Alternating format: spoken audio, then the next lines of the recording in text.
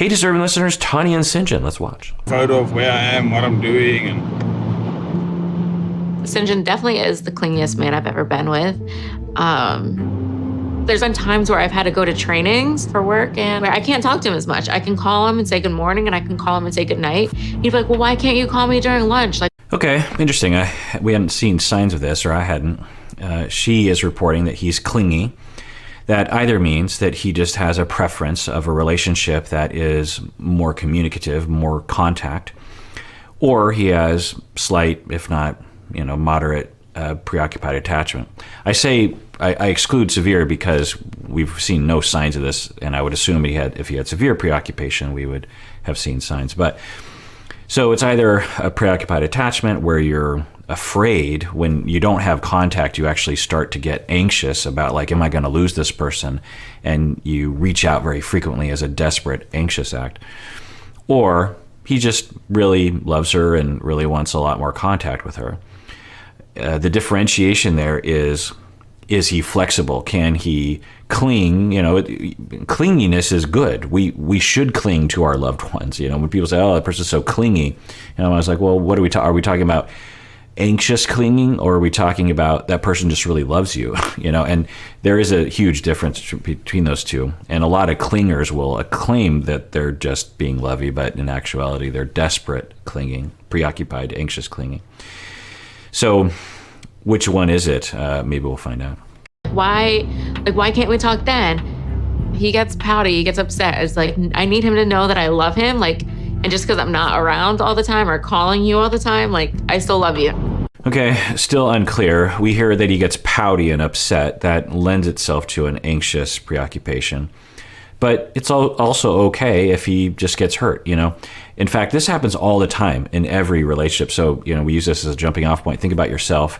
If you're in a relationship right now or you were in the past, think about when you wanted contact, especially in longer term relationships, because things tend to cool down over time. Think about how, connected you felt and how much connection you wanted to have. Usually people want more connection than they have. Not always, but that's usually the case. And because people kind of settle into these routines, take each other for granted, that kind of thing. And think about how you asked for that and how you might have expressed that. One way to express that is to pout, be like, I'm hurt. I feel distant. I feel sad that we're not very close right now. I feel sad that we haven't talked today because I just love talking with you.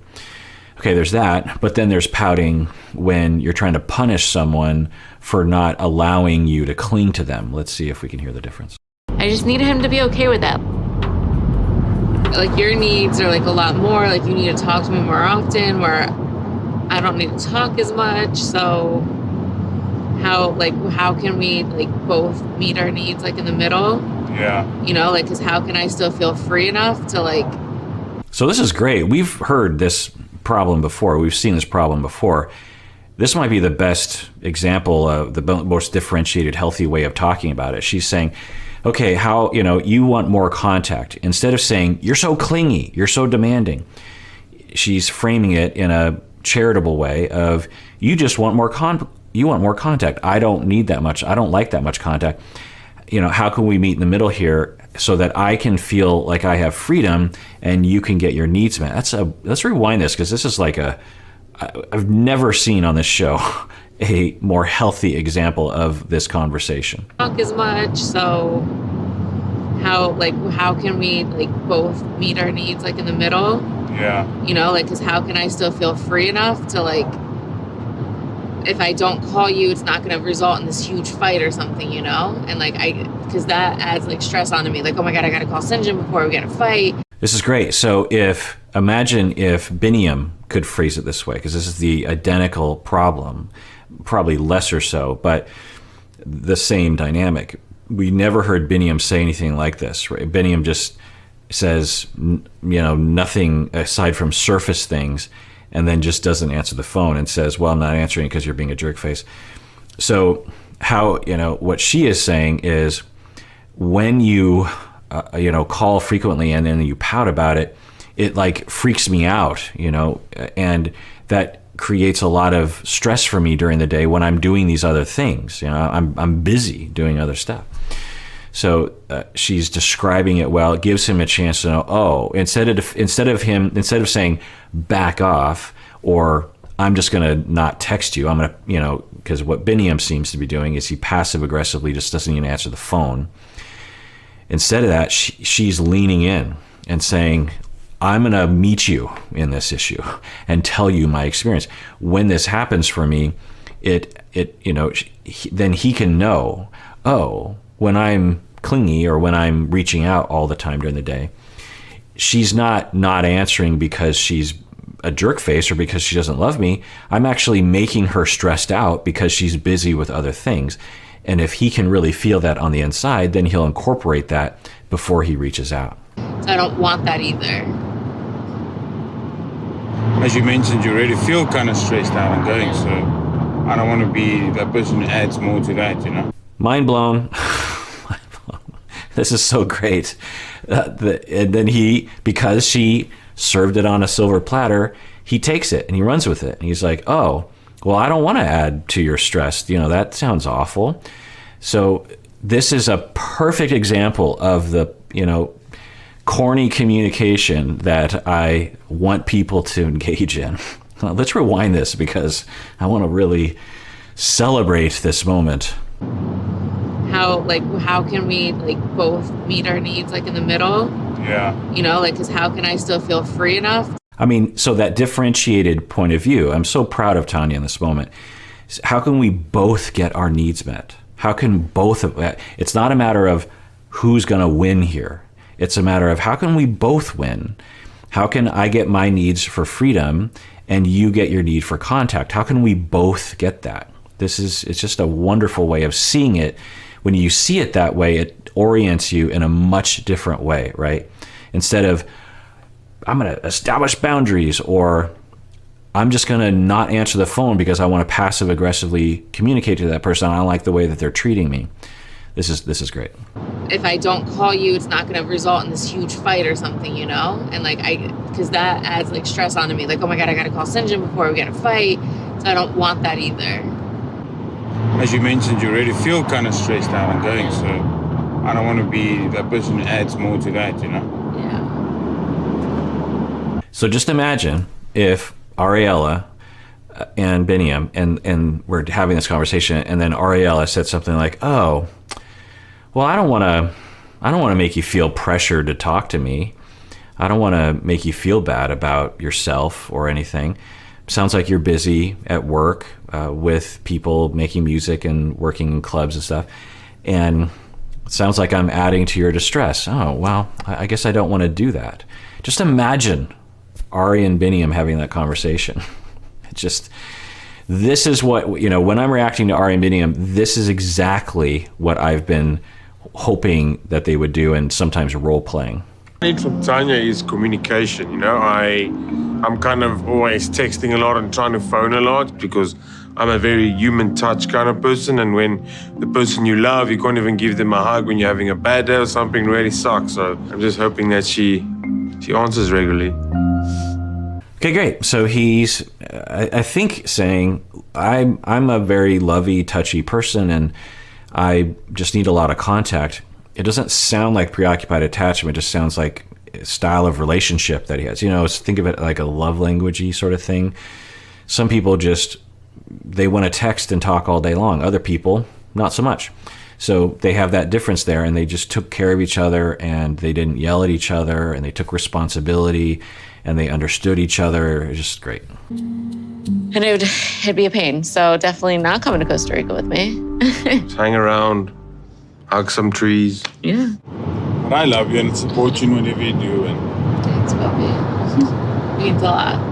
I'm not going to cry while I drive. I know. I can see it. I can always tell when you want to. That's great. So he says, I'm going to miss you. This sucks, and I'm sad.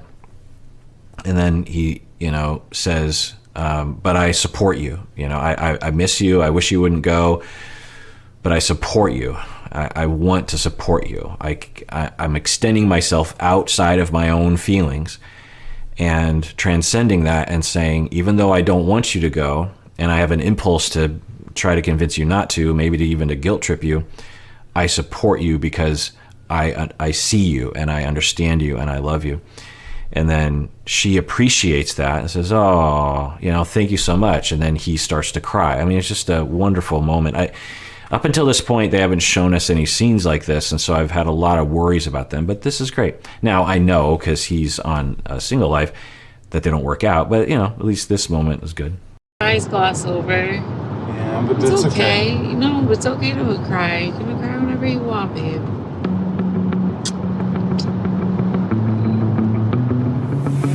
And good for her for saying, you can cry whenever you want. It's good that you cry.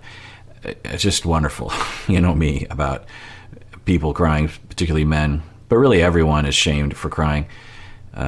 So it's really great that she can really, even say those words. It's just like, no, it's good that you cry. Instead of just allowing the crying or passively being okay with it. It's just like, no, I want you to cry. I like it when you cry. It's good for everyone to cry when they feel the need to cry. It's good for us to laugh when we need to laugh.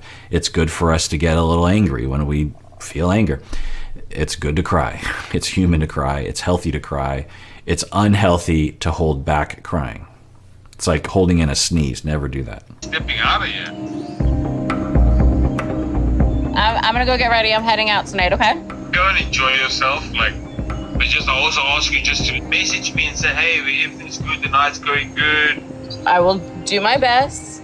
I'll try my best, but no promises. Just let me know you're safe and you're good, and that's all I ask. Okay, I didn't show this whole conversation, but it wasn't great. He was being preoccupied. I was wondering, meaning that he is not being flexible. He is not being nice to her or fair to her, pressuring her, telling her that she's being a bad girlfriend for not responding. And she's like, look, I'm down here, I'm busy, I'm doing other kinds of things. And, granted, he's bored out of his mind because he doesn't have any friends in that area. But it fits with preoccupied attachment in that he's starting to signal, especially since they're apart in different countries, he's starting to. So with the preoccupied person, and many of you suffer from preoccupied attachment due to inconsistent parenting when you were young, inconsistent attunement, that what's happening is when there is a perceived distance, whether there's an actual distance, emotional or physical, attachment-wise, we're looking for emotional and physical proximity to our loved ones. And when there's both a distance physically and emotionally, then it triggers something in us, for everyone, regardless of attachment style, of, oh, this is bad. It triggers that we perceive distance, and then an emotion happens of fear and pain or pain. And then if we have preoccupied attachment due to inconsistent attunement growing up, we have a pattern of how we react to that pain. Secure people, secure attachment styled people also feel pain and fear when there is distance. But their patterned response to that fear and to that pain is one that is much more functional, one that trusts other people, one that believes that you deserve to get love, one that acknowledges your own feelings, is in touch with your needs, is differentiated and mature enough to be okay with other people having their own life, that kind of thing. When you're preoccupied with your own fear, and you can't think about other people because you have so much of that fear. And so your concentration on your own feelings and your own fear overwhelms your ability to notice other people's feelings. And also, because the fear is so exaggerated because of lack of attunement growing up, the signaling to the other person becomes much more desperate. For him, he feels neglected. I think if he was securely attached, he would, on a scale of things, it would be like a 2 or a 3. And he might signal like, hey, it'd be great if I could have a little bit of contact. But, he would say, well, she's busy and I know that she loves me. And although we're distant right now, she'll be back and I'll be able to soothe myself, or I'll find other people to contact or something. But when you're preoccupied attached, then you don't have that to rely on. You have an orientation of when there is an attachment threat, you must signal, and you must signal fast, and you must signal hard. Hard and fast signals. You are distant, and I will not stand for it. You must know, you must change, you must do something different.